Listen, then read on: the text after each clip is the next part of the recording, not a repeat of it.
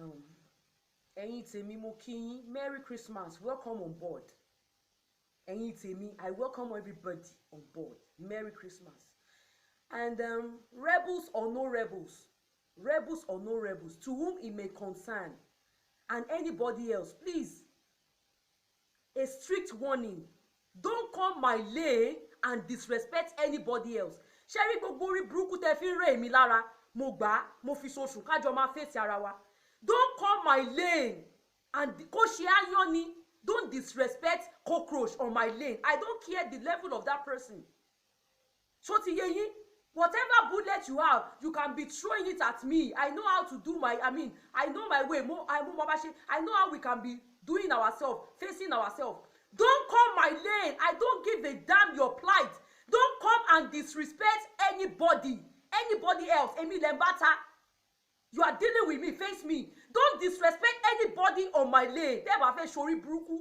That is by the way. And Jade Abi, I don't know the kind of horrible name, Jade Ali or so ever, whoever is under that profile. Tó bá jẹ́ pé àkàndá ọ̀rọ̀ Awíkókó gangan ló wà lọ́ndà Jade Ali, kò ní dá fún ẹ, kò ní yẹ, ò ní rí bá ti ṣe, ò ní rọ́nà gbígbà. Rúdurùdu rédèrèdè, òfò ló ní ẹ̀fọ́ ṣe, orí ẹ ti dàrú.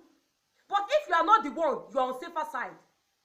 If you are not the one, you are on safer side. But whoever on that profile, Jade Ali or whatsoever, sori baba ńlá kú baba ńlá baba ìrandíran ẹ, wọn ò tí ì bí wọn rí kó gbéná wojú ẹkùn tèmi, kó máa challenge mi.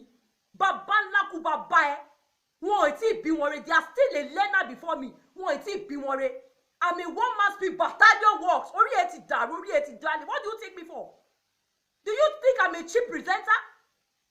Even if I'm a cheap presenter, do I beg for food from you? Last Sunday, Jano kú fojú ṣe wo ọ̀bọ òtọ́rọ́ jẹ́. Ṣé ropa kú ṣe ni mí ni? Tí on bá ṣe wà jákú ṣe, ṣákú ṣe ò ní life ni. This is my lane. Àkọ́dá ọ̀rọ̀ Awíkókó rebels. I don't give a fuck who you are. This is my lane. Do you understand? Because I don't understand you people nowadays. Báwo ni ẹ ṣe máa kọ mama tẹ̀lé yàn? Okay. Àkọ́dá ọ̀rọ̀ Awíkókó is somebody that I've known for a while. Mo dẹ̀ kó jẹ́ gan. I just know him on the YouTube along the line. That is somebody like Akewi and whatever. Anything to bá ṣe máa sáré click it. And which I'm buying it. I don't really know much about him. Even he did this Ẹ̀wà Èdè Yorùbá, Àparí Inú. I learned from it. He have inspired me in most of his updates. But èmi ò gbójú pamọ́, èmi gbójú tèmi síta now. Ayé òde mugun mọ́, nǹkan tí ò yé a lot of people like you. You people are dumb ass. Ìwọ tó wà lẹ́yìn fẹ́ for fire burn you kò ní dá fún ẹ, kò ní yẹ. Tó bá mọ̀ pé ó ya wèrè, ẹ fẹ́ kú, ẹ fẹ́ lá. Tó bá mọ̀ pé ó ṣí èrè, wèrè wà lórí ẹ̀, ó mú gbáná gbójú ẹ̀ síta. Tó bá mọ̀ pé ó bá mi lọ, jẹ́ ká sọ one on one. Èmi ò ń ṣe alábòsí, èmi ò ń ṣe aláyé bàjẹ́. Àìmọye platform làwa ti wá, táwa ti wá ṣe báyìí. Mo dẹ̀ ṣe openly ni.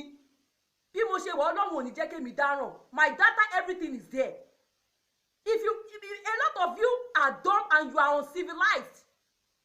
If you try to open, for instance, try to sign into, if you want to log in, if you want to sign into dating sites, any dating site, for instance.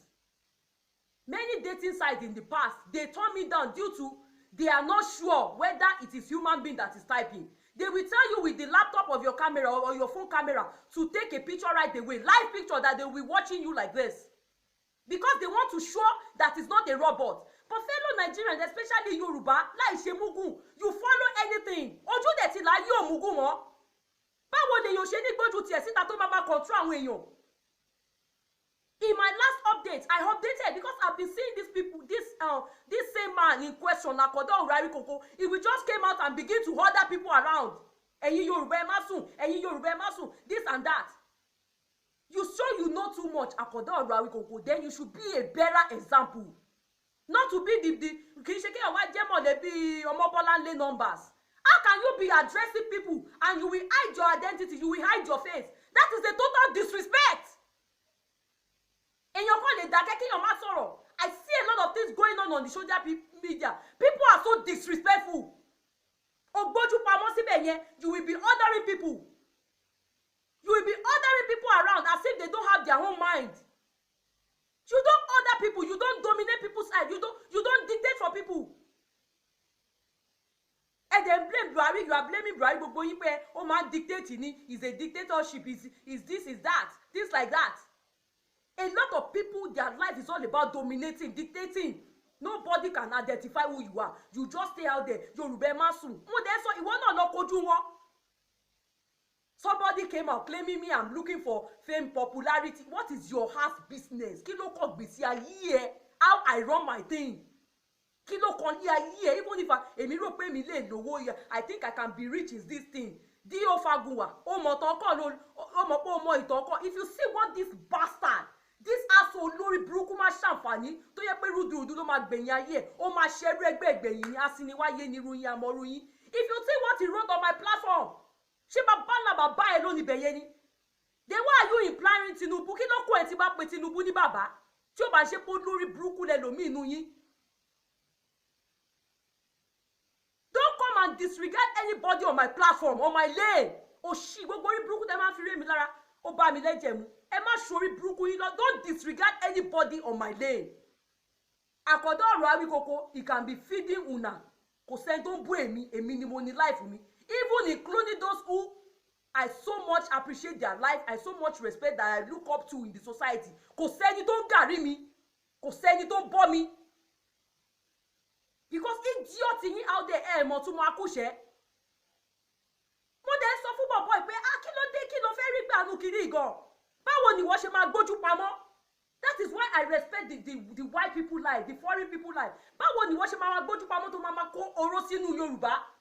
If you watch the nature of Yoruba naturally, they are the people that love to relate. That's what Imani Awa Yoruba, Ote. We love to relate with other tribe, other country. Don't come and be poisoning our mind. Before I was following this man, tele montele. But along the line, I just sit down and begin to think. I just take a look at everything that tó bá délé tán sìn, ta lèèyàn fẹ́ tọ́ka sí pọ́npọ́n kọ́yàn pé wọ́n láwọn Fúlàní bọ̀. And Fulani might meant no harm. Yes, there might be traces, your observation might be right, but at times, ibi tá máa ń fojú sí ọ̀nà ń gbàbẹ̀. Tó bá ní kémi jáde ní ìsìn gbogbo èèyàn lóore mi, this is Andy Diolu. I don't have any skeleton in my wardrobe. But àkọ́dọ̀ ọ̀rọ̀ Awíkoko ò wá yọ bọ́ta dákùnjẹ́ àrí ọ. Jẹ́ ká rí ọ. Tó lóyún fún ọ, dákùnjẹ́ àrí ọ gbára rẹ bóde. Ẹ̀yin èèyàn lọ́pọ̀ lórí yín ti dàrú. Kì í ṣe gbogbo ìgbà níbi táyé bá yí sí. Kò tiẹ̀ sí pé àkọ́tẹ́ mi yí síbi táyé yí sí. You must have a mind of free will. I don't care what it's gonna cost me.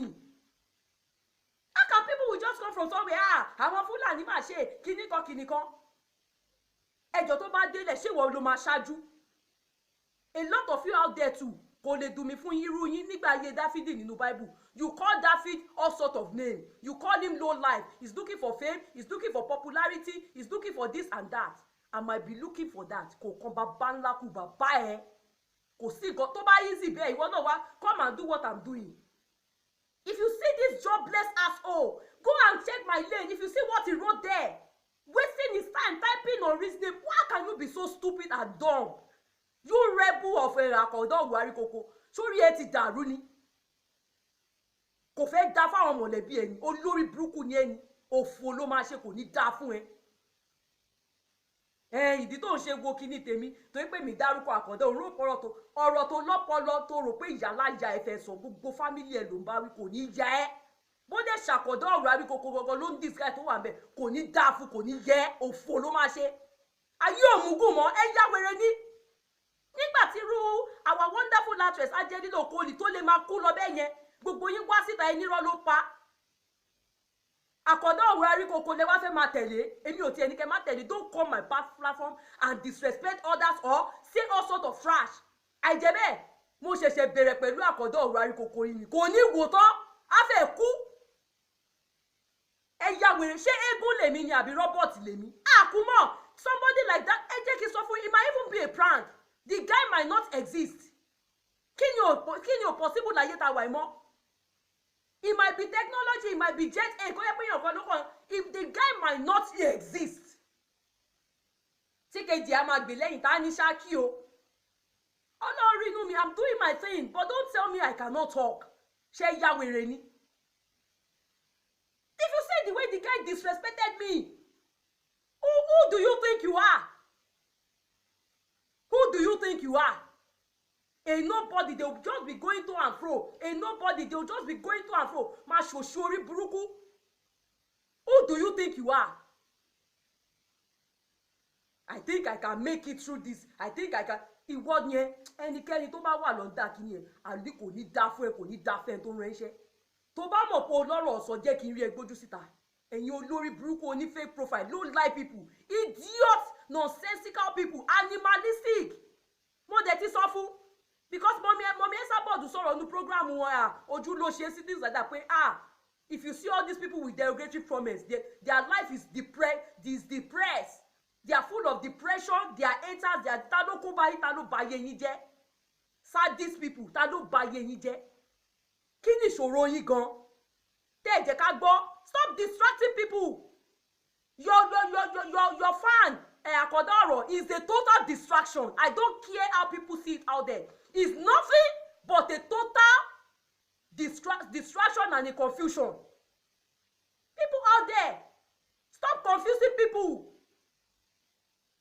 Enough of irrelevant emergency here and there. Stop distracting. It's a total distraction. I will keep saying it. Àkàndá Ọ̀rọ̀, you are a total distraction. Fuck off.